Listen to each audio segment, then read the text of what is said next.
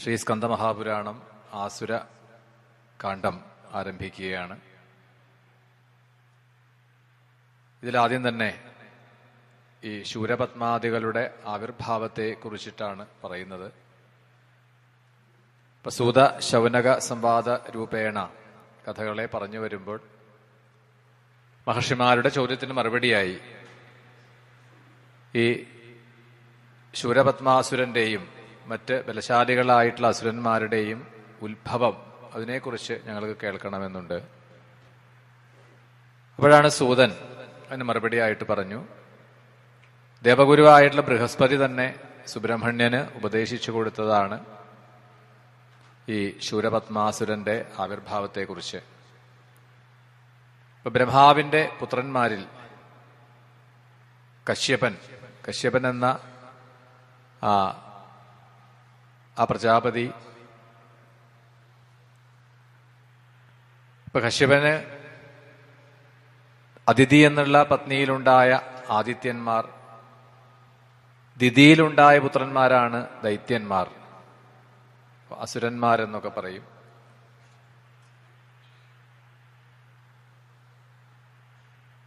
ഒരിക്കൽ ഈ അസുര ഗുരുവായിട്ടുള്ള ശുക്രൻ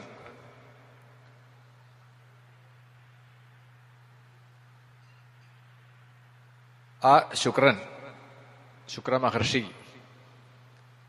അതിബലവാനായിട്ടുള്ള മംഗളകേശിനി എന്നുള്ള ഒരു അസുരൻ, അവനുണ്ടായ ഒരു പുത്രിയാണ് സുരസ. ആ സുരസ ശുക്രമഹർഷിയെ സമീപിച്ചു. ശുക്രമഹർഷിക്ക് സേവ ചെയ്യുകയും അങ്ങനെ ശുക്രൻ ആ പെൺകുട്ടിക്ക് മായ എന്ന് നാമകരണം ചെയ്തു. എല്ലാ വിദ്യകളും അഭ്യസിപ്പിച്ചു. എന്നിട്ടാണ് ഈ മായയോട് പറയാണ്, ഇപ്പൊ ദേവന്മാർ അതുപോലെ തന്നെ ആ ദേവന്മാരുടെ പ്രഭാവം കൊണ്ട് നമ്മൾ അസുരന്മാർക്ക് വലിയ പ്രയാസങ്ങൾ പലതരത്തിലും ഉണ്ടാവുന്നു. അപ്പൊ അതിനെ ജയിക്കാൻ വേണ്ടിയിട്ട് നീ ഒരു കാര്യം ചെയ്യണം. നിന്നിൽ കൂടിയിട്ട് ഈ അസുര പരമ്പരയിൽ അതിബലശാലികളായിട്ടുള്ള ആ പുത്രന്മാരുണ്ടാവണം. അപ്പൊ അതിനു വേണ്ടിയിട്ട് എന്തെങ്കിലും ഒരു ഉപായം പ്രയോഗിച്ച് ദേവന്മാരുടെ ബലം ക്ഷയിക്കാനും അതിനൊക്കെ വേണ്ടിയിട്ടുള്ള കാര്യങ്ങളെയാണ് ചെയ്യേണ്ടത് എന്നിങ്ങനെ പല ഉപദേശങ്ങളും ഈ അസുരഗുരു കൊടുക്കുകയാണ് ഈ മായയ്ക്ക്. അങ്ങനെ ഗുരുവിനോട് അനുമതി വാങ്ങി ഗുരുവിന്റെ അനുഗ്രഹത്തെ നേടിക്കൊണ്ട് തന്റെ മാതാപിതാക്കളോടുമൊക്കെ അനുമതി വാങ്ങിയിട്ടാണ് ഈ മായ അവിടുന്ന് പുറപ്പെട്ടു. എന്നിട്ടാണ് ഈ കശ്യപൻ തപസ് ചെയ്യുന്ന ഇടത്ത്, ആ കശ്യപൻ വർത്തിക്കുന്നതായിട്ടുള്ള തപോഭൂമിയിൽ എത്തിച്ചേർന്നു. അദ്ദേഹം ഇരിക്കുന്ന പ്രദേശം മുഴുവനും തന്റെ പ്രഭാവം കൊണ്ട്, തന്റെ ആസുരീകമായിട്ടുള്ള മായാപ്രഭാവം കൊണ്ട് നല്ല അതിമനോഹരമായ നല്ല ജലാശയങ്ങൾ, അതുപോലെ ധാരാളം പൂക്കൾ വിരിഞ്ഞു നിൽക്കുന്നതായിട്ടുള്ള ചെടികൾ, ഇതൊക്കെ തന്നെ ഒരു മനസ്സിന് സന്തോഷം തരുന്ന, ഒരു കുളിർമ തരുന്ന ഒരു ഇടമാക്കിയിട്ട് ആ പ്രദേശത്തെ മാറ്റിക്കഴിഞ്ഞു. ശരിക്കും പറഞ്ഞാൽ ദേവ ഉദ്യാനം പോലെ, ദേവലോകത്തിലുള്ള ഉദ്യാനം പോലെ എന്ന് തോന്നിപ്പിക്കുന്ന രീതിയിൽ വളരെ ഭംഗിയായിട്ടാണ് ആ പ്രദേശത്തെ ഈ മായ തയ്യാറാക്കിയത്. അപ്പോഴാണ് ഈ കശ്യപൻ സമാധിയിൽ നിന്ന് ഉണരുന്ന സമയത്ത് ഈ താനിരിക്കുന്ന ഈ തന്റെ തപോഭൂമിയിൽ തന്റെ സമീപത്തായിട്ട് നിൽക്കുന്ന ഈ മായയെ, ഈ പെൺകുട്ടിയെ കാണുകയാണ്. സുന്ദരിയാണ്. അപ്പൊ കണ്ടപ്പോൾ തന്നെ കശ്യപന്റെ മനസ്സ് ചലിക്കാൻ തുടങ്ങിയെന്നാണ്. എത്ര തപസ് ചെയ്യുന്നവരാണെങ്കിലും, എത്ര ഏകാഗ്രതയോടുകൂടി ഉപാസന ചെയ്യുന്നവരാണെങ്കിലും മനസ്സിന് ഒരു ചലനം ഉണ്ടാവാൻ അധിക സമയമൊന്നും വേണ്ട. അതിന് നമുക്ക് ഒരുപാട് ദൃഷ്ടാന്തങ്ങളെ ഈ ഇതിഹാസ പുരാണങ്ങൾ തരുന്നുണ്ട്. വിശ്വാമിത്രൻ അതിന് ഉദാഹരണമാണ്. അതുപോലെ വസിഷ്ഠൻ, ഇങ്ങനെ എത്രയോ പേരുടെ അനുഭവങ്ങൾ. സൗഭരി എന്ന മഹർഷി ഭാഗവതത്തിലും ഒക്കെ പറയണതാണ് സൗഭരിയുടെ ആഖ്യാനം. അപ്പൊ ഏഷണാത്രയങ്ങളെ ജയിക്കുക എന്നുള്ളത്, അല്ലെങ്കിൽ മനസ്സിനെ നിയന്ത്രിക്കുക, നാം കാണുന്നതും കേൾക്കുന്നതുമായ വിഷയങ്ങളെ നമ്മളെ ബാധിക്കാത്ത രീതിയിൽ അതിനെ നിയന്ത്രിക്കുക, അത് പ്രയാസമാണ്. അപ്പൊ ഇന്ദ്രിയജയം, മനോജയം, ഇത് രണ്ടും വളരെ ദുഷ്കരമായ സംഗതിയാണ്. അതുകൊണ്ടാണ് ഇന്ദ്രിയജയം വരാനും മനോജയത്തിനായിക്കൊണ്ട് അതികഠിനമായിട്ടുള്ള തീവ്രമായ സാധനകളെ പറഞ്ഞു വച്ചിട്ടുള്ളതെന്ന്. ഇനി ഇന്ദ്രിയങ്ങളെ ഒക്കെ ജയിച്ചാലും ഏറ്റവും പ്രയാസമാണ് നാവിനെ ജയിക്കുക എന്നുള്ളത്. അപ്പൊ നമ്മൾ കാണുന്ന ഏതെങ്കിലും ഒരു കാഴ്ചയാവാം, അല്ലെങ്കിൽ കേൾക്കുന്ന ഏതെങ്കിലും ഒരു വാക്ക് ആയിരിക്കാം, അല്ലെങ്കിൽ ഒരു ഗന്ധമായിരിക്കാം നമ്മളെ സ്വാധീനിക്കുന്നത് എന്നാണ്. മനസ്സിനെ നമ്മളുടെ ഏകാഗ്രതയിൽ നിന്നും, ഏകാഗ്രതയോട് കൂടിയിട്ട് ധ്യാനിക്കുന്ന ഒരുവന് വേറെ വിഷയചിന്തകളൊന്നും വരണില്ല.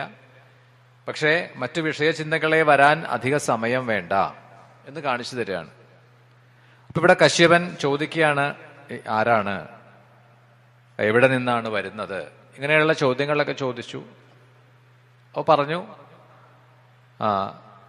ഞാൻ മേരുവിന്റെ സമീപത്ത് ഗംഗാനദിയിൽ സ്നാനം ചെയ്യാൻ വേണ്ടി വന്നതാണ് എന്നൊക്കെ പറഞ്ഞുകൊണ്ട് തന്നെ പരിചയപ്പെടുത്തി. അപ്പോൾ പെട്ടെന്ന് കശ്യപൻ ഈ കാമാന്ധനായിട്ട്, ഈ സുന്ദരിയായിട്ടുള്ള മായയെ കണ്ടതും കശ്യപൻ മറ്റെല്ലാം മറന്നുപോയി. എന്നിട്ടാണ് പറയുകയാണ് ഈ മായയോട്, ഞാൻ നിന്നെ കൂട്ടിക്കൊണ്ട് നമുക്ക് പലയിടങ്ങളിലും സഞ്ചരിക്കാം. ഞാൻ ഭവതിക്ക് പുത്രന്മാരെ പ്രദാനം ചെയ്യാം, കിങ്കരികളെ പ്രദാനം ചെയ്യാം, അതുകൊണ്ട് എന്നെ സ്വീകരിച്ചാലും എന്നിങ്ങനെ കശ്യപൻ പറയുമ്പോഴാണ് പെട്ടെന്ന് തൻ്റെ മായാവിദ്യ ഉപയോഗിച്ചുകൊണ്ട് അവിടുന്ന് തൽക്കാലത്തേക്കൊന്ന് അപ്രത്യക്ഷമായി എന്നാണ്. അപ്പൊ ഇതുവരെ തന്റെ മുന്നിലുണ്ടായിരുന്ന ആ സുന്ദരിയായിട്ടുള്ള മായ പെട്ടെന്ന് കാണാതെ ആയതോടുകൂടി കശ്യപന് വല്ലാത്ത ഒരു പ്രയാസം തോന്നി എന്നാണ്. മോഹാലസ്യപ്പെട്ടവനെ പോലെ ആയിത്തീർന്നു എന്നാണ്. വല്ലാതെ ദുഃഖമായി എന്നാണ്. അങ്ങനെ ദുഃഖിച്ചിരിക്കുന്ന കശ്യപന്റെ മുന്നിൽ വീണ്ടും ആവിർഭവിക്കുകയാണ്. അപ്പൊ വലിയ സന്തോഷമായി. ദരിദ്രന് ധനം ലഭിച്ചാലുണ്ടാവുന്ന സന്തോഷം പോലെയാണ്.